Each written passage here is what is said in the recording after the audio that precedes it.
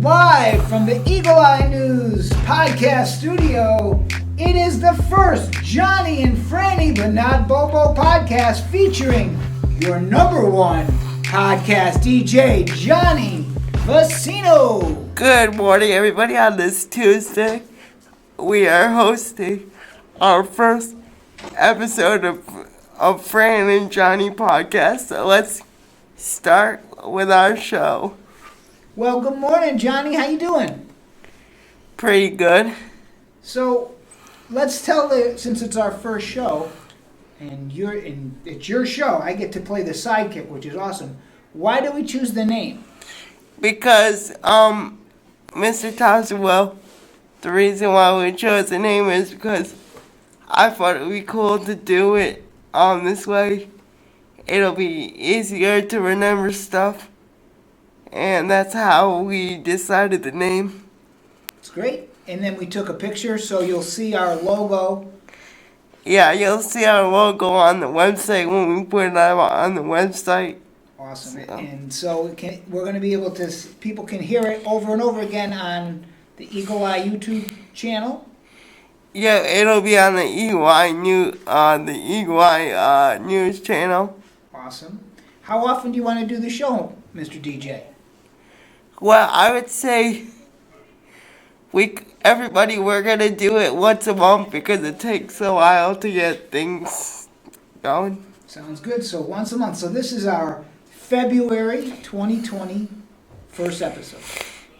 Yeah, February 1st episode of 2020. So we're gonna, Johnny, you decided when you were putting this together that you want to do different segments, right? Yeah, a bunch of different segments. So the first segment, once we welcome everybody, and our next segment is we're going to spotlight somebody kind of famous at Jonathan Law each month. All right, our first spotlight is Mrs. Briggs. Yay! Hi, good morning. Good morning. Welcome to the podcast. Thank you. Thank you for having me. So, how does it feel to be Johnny's first guest? I'm very excited. I did not realize when I got here that this was the premiere episode, and if my head gets any bigger, you're going to have to build me a bigger doorway. Wow, I don't know if we can do any more renovations. I don't know. On the TLC. TLC. So, how long have you been working at Jonathan Law? 10 years. Wow. 10 years since 2010. Ladies and gentlemen, she's been working here for 10 years. Woo! Yeah. A decade of Miss Briggs. Wow. That's cool. So, tell us about your 10 years. Right, Johnny? The Advocate's been doing a whole decade, big addition. So tell us about your 10 years and where you're at now running the TLC. I mean, it's been a really fast 10 years. It really doesn't feel like it's been that long. Everyone says time flies when you're having fun, and I really think that that's the case for me. So I started at a K through 8 school, and I knew I really wanted to get to high school, so I took the job here at Law.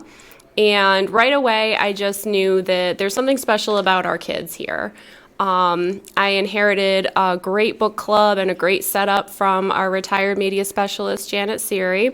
And so I had a great foundation to work from and really grow from there.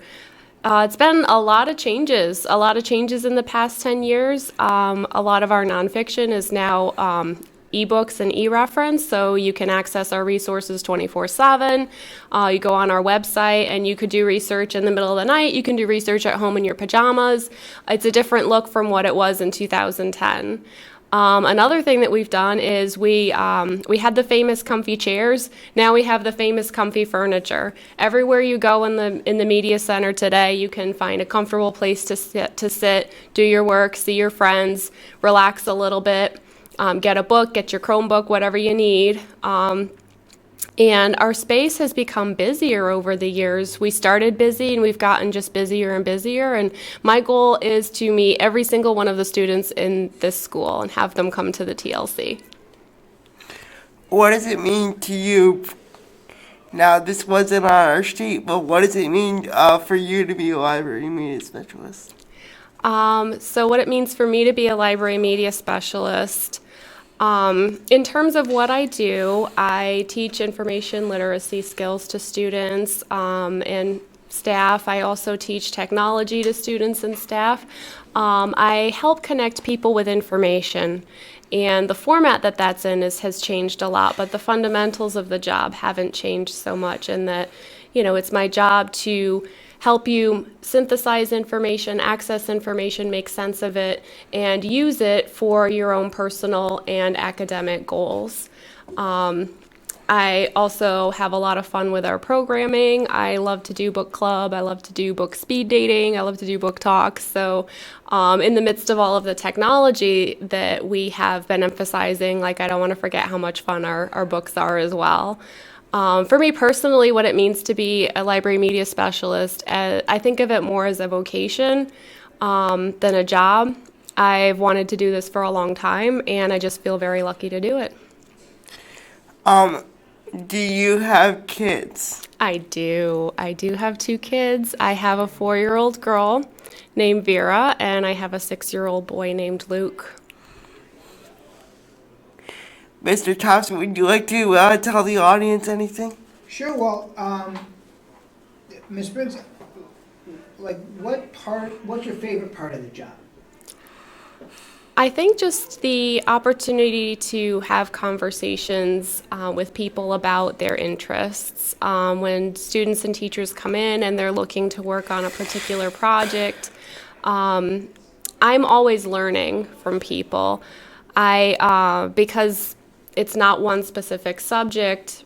Someone might come in with a civics question, or someone might come in with a book and they can't remember the title, just the plot, and we have to try to figure out what book that is. Or they might come in with something wonky going on with their Chromebook. There's always something going on, and you never really know what it's going to be, and no 2 days are ever the same. I had a student come in and ask about the history of voting and why are votes always on a Tuesday. So we looked into it, and what we discovered is that in our former agrarian society, it took people a long time to get into the cities. You couldn't have it on a Monday because Sunday was church day, and you couldn't travel on church day. So you would travel on Monday, and you could make it into the cities by Tuesday for your vote. And I just thought that was really interesting, and I never would have found that out if somebody hadn't come in looking it up for a school project. And those are the kinds of things that I really like. What part of the job has surprised you? Has surprised me. That's an interesting question. I guess that it just never gets boring.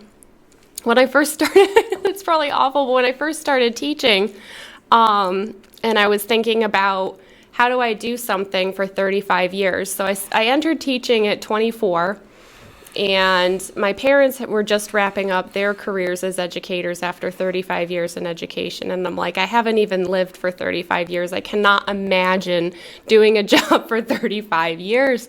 And here I am 10 years into it, and I can totally imagine doing a job for 35 years. And that's what's been surprising, is that it just keeps changing and it never gets old. So, Johnny, can I just say one thing to you? Yeah. This was a great choice for this interview, because one of the things that, as you know, has made the school really pop this year is the Teaching and Learning Commons. And that's been a year in the making, and Miss Briggs was one of the driving forces behind taking the old kind of media center model, the way you come in and you be quiet and sign out and really revolutionizing it. And that's where that's all been her leadership. One more question and we'll let you go. What does it mean to you to have a podcast room? I think podcasts are, first of all, it's really neat. It's great if you're normally kind of a camera shy person, because I think sometimes speaking is a little bit easier than being on camera. So it gives those of us who don't necessarily want to be in the spotlight an opportunity to have a voice. Podcasting has become very popular. People are subscribing to podcasts. It's really kind of blowing up. And I think that it's exciting that we are producing our own. Well, thank you, and we will tell the audience about this, and we'll move forward. Thank you Ms. very Briggs. much. I appreciate it. Thank you. Bobo thanks you too. He's still a little upset that he's not in the title, but he's here. So thank you. All right, next up, we're going to interview the basketball players. So let me go get them. And we're also going to do a feature about behind the scenes. Do you want to do that too? Oh, we should do that first. First, okay. So, well, that was a great interview with Miss Briggs, don't you think? Yeah. Yeah, she had a lot to say. And she's really, really a special part of our school, you know.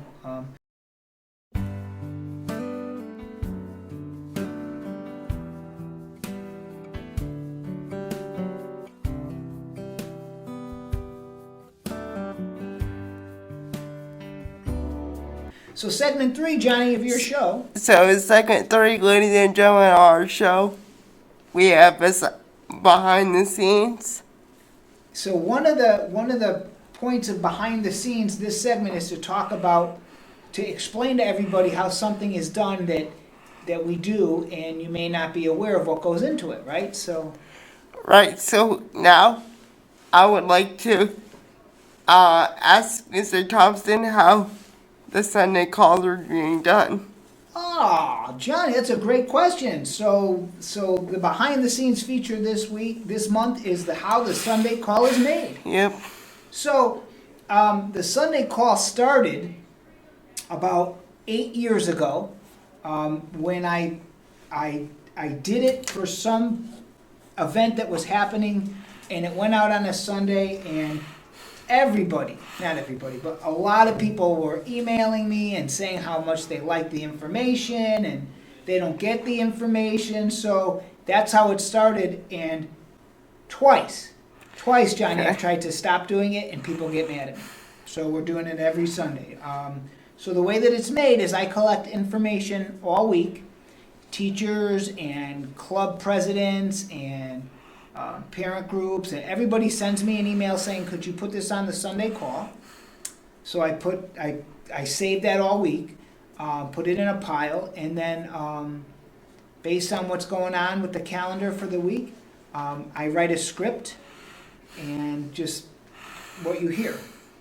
And So, like, if we wanted to put this on it, how could we do that? Because it's pre-recorded. Right. So it's all pre-recorded. So I record it usually Friday afternoon, and then through what we call School Messenger, it gets sent on Sunday at the same time, but it's already pre-recorded. Did you have to, like, ask School Messenger if they would do it? Well, School Messenger, it turns out, was a program that the Milford Public Schools use. So, but they only use it or they were using it for like school closings or snow or weather-related stuff or an emergency. So we started using it on a regular basis, and now the district does that too. So you'll see like Dr. Kataya, right, our superintendent. She does a Super News monthly segment. And so, which I think she's kind of stealing from our podcast format, but whatever. And so she does a monthly news, Super News, and it goes out through School Messenger. Everybody, if you would like to have, I would like to give some news that I heard about the Super News. If you know about West Shore, they were interviewing some kids about West Shore. So I think next month we're gonna do that for ours. Oh, cool. That was pretty. A spoiler alert. You're doing a little preview. That was pretty easy, and I think they had a videotape. So Cool. Did you go to West Shore? no. No. You know anybody? What's your connection to West Shore? My mom works there. Oh, your mom works there. And what does she do there? a library media socialist. Like the one you just interviewed on our first episode? Yeah. Wow, Johnny, you're a genius, man. That's pretty cool. So, so maybe next month we'll have that feature. Yeah. All right, cool.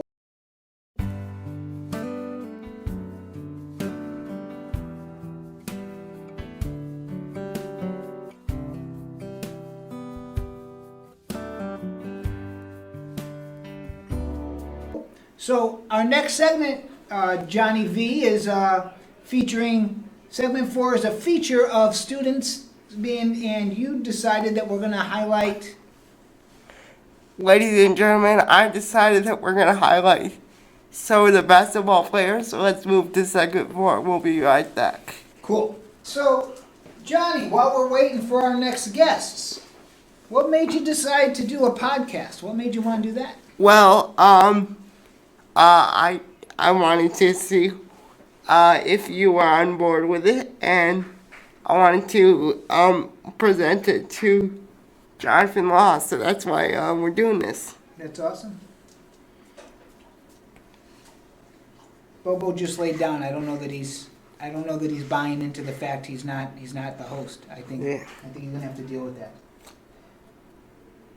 Johnny, tell the listeners, this weekend I understand you went skiing, right? You said you were going to go skiing? Yeah, while we wait for the basketball players, we're going to switch gears a little bit now. This is not school related, but... Okay.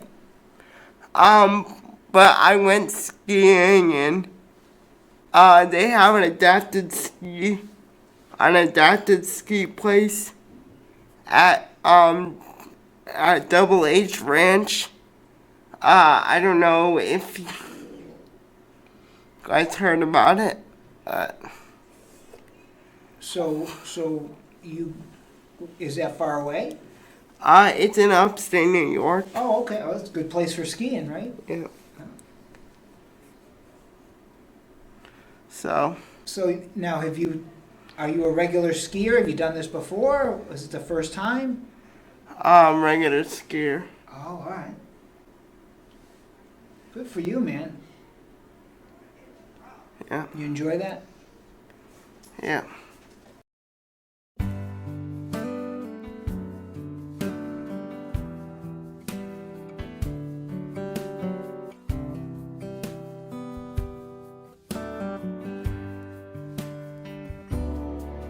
Good morning. Welcome back to the Johnny and Fran podcast show. We have our next guest in our booth, in our side booth, and we would like to introduce Katie for the basketball team. Hi, Katie. Hi. Welcome to the podcast. Thank you.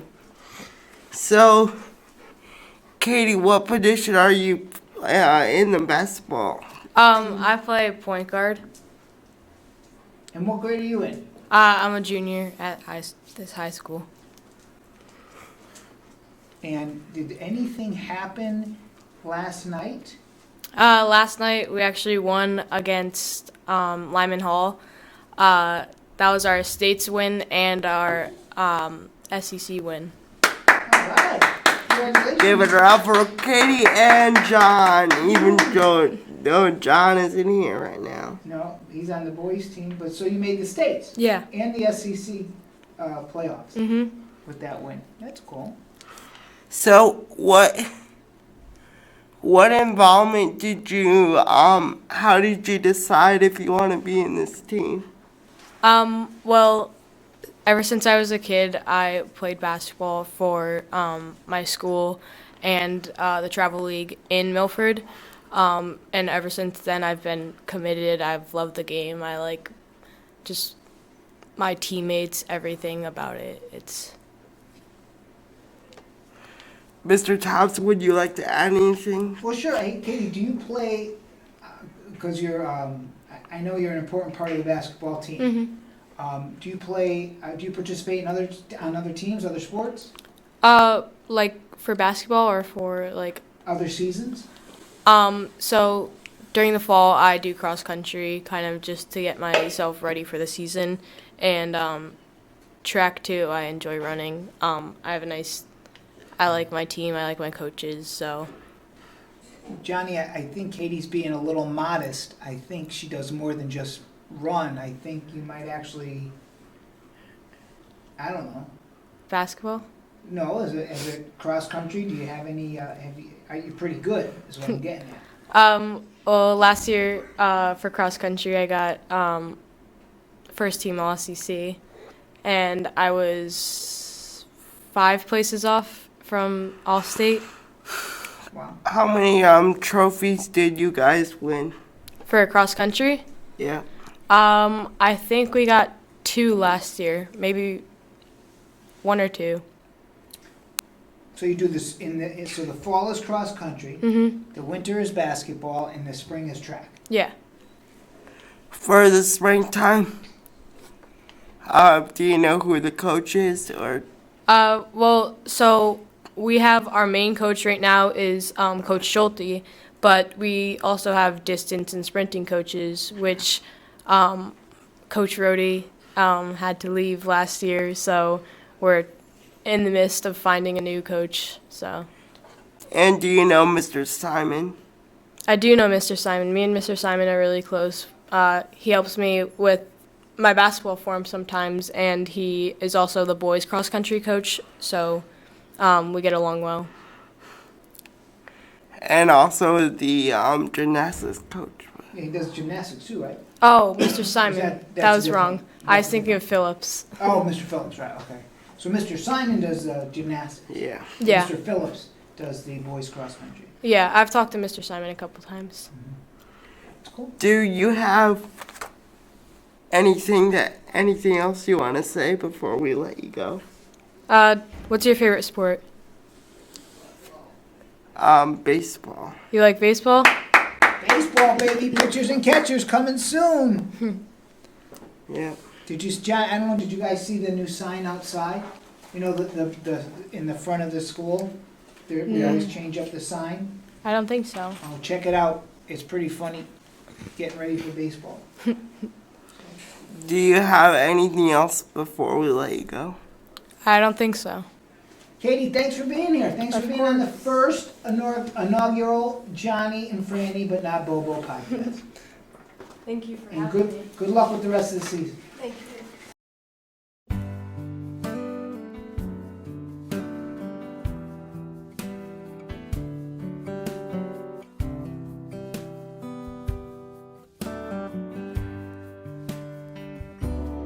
So our next segment, our final segment, is a save the date segment.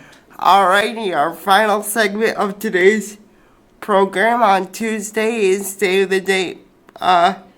Save the date for our next episode.